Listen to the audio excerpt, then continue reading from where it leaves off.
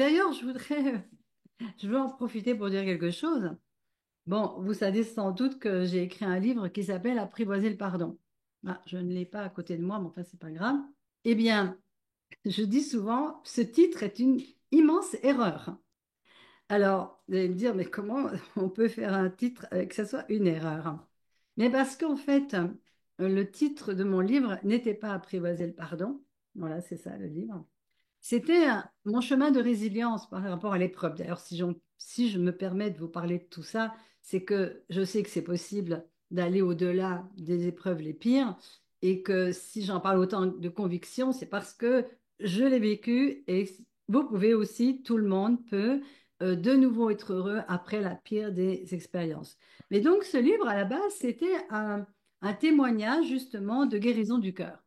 Et moi, j'avais mis Je choisis de vivre, mais voilà. Et la maison d'édition, elle a décidé de mettre Apprivoiser le pardon. Alors, je leur ai dit, écoutez, je veux bien, mais moi, j'ai jamais cherché à pardonner à qui que ce soit. Et ce que j'ai pu dire, en fait, je n'ai jamais cherché à pardonner à qui que ce soit.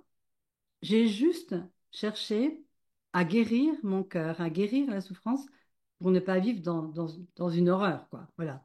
C'était très égoïste, hein, vous savez, quand je dis que c'est égoïste, c'est dans le bon sens du terme, hein. C'est qu'est-ce que je fais pour moi, quoi, pour nager la tête hors de l'eau, hein, voilà. Et en fait, ce que j'ai dit ensuite, je dis en fait, oui, le pardon est arrivé, mais je n'ai pas cherché le pardon et c'est pas le pardon dont on parle habituellement, c'est le don qu'on reçoit de l'épreuve. C'est ça que j'ai écrit dans mon livre.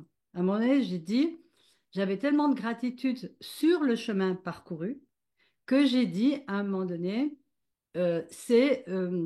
maintenant que ça faisait des années, ça faisait 7 ans plus tard, que j'ai compris en fait que ce cheminement était un cheminement qui m'amenait vers plus de conscience, c'est qu'on s'abandonne à un moment donné à plus grand que soi, et ce plus grand que soi nous traverse. Et c'est là que le miracle de la résilience et de la guérison se fait. Je n'ai jamais rien fait. Il y a juste eu le miracle de la vie qui m'a soulevée.